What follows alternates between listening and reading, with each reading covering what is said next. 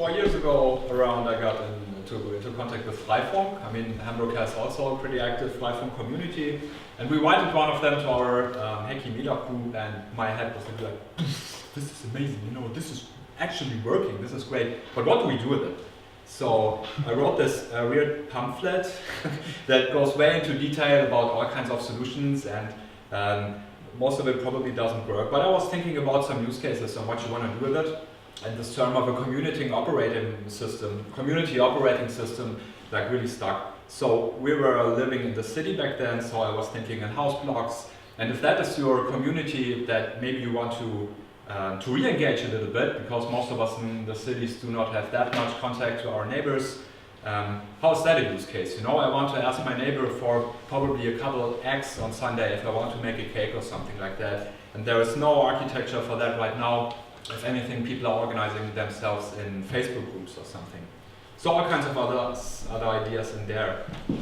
Today I live very differently back then. So this is the house we live in. This is a former farm. Here are some donkeys, and here I will build my own cabin. So, but it's the same thing. It's like 5 households, and we are a small community, and we want to share all this stuff and engage with each other.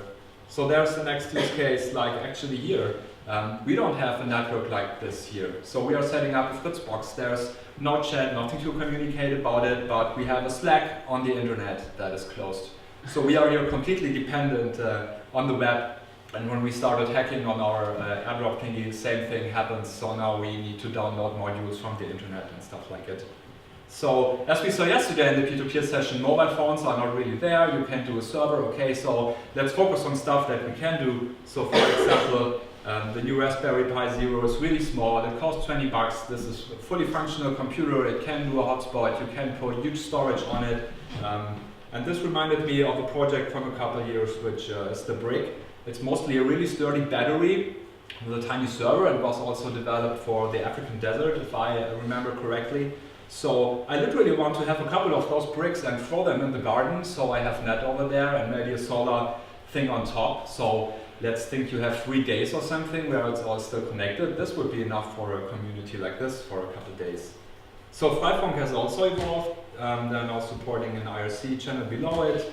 Basti will talk to you next about Cosmos, which is kind of a chat wrapping system for XMPP, IRC, Slack, and all other kinds of things. Will be open source, could also run on there. Another thing is Lumio, which is kind of a decision-making platform. So this is stuff that every community somehow needs to make some kinds of decision. You also might want to announce events, stuff like that. Or have a library of Thingiverse things, because like your houseblock also has one 3D printer, of course, where all the families can print out toys for all the kids, and this would be pretty amazing. So, as I said, we started hacking on Pierre yesterday and today, and I was thinking that maybe if we can start this, being able to hack on all this stuff all the time, maybe that's the important part that's missing so far. So I can have all this stuff built in this operating system. So like a version of GitLab, for example.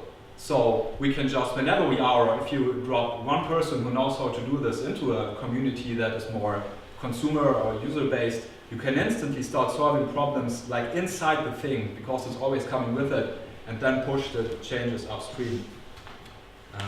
Yeah, maybe if the storage is large enough, you could even have a local copy. I'm not sure how large that even is, but maybe, you know.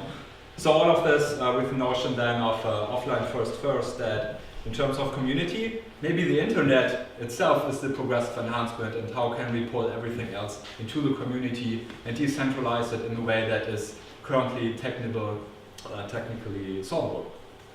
And that's it.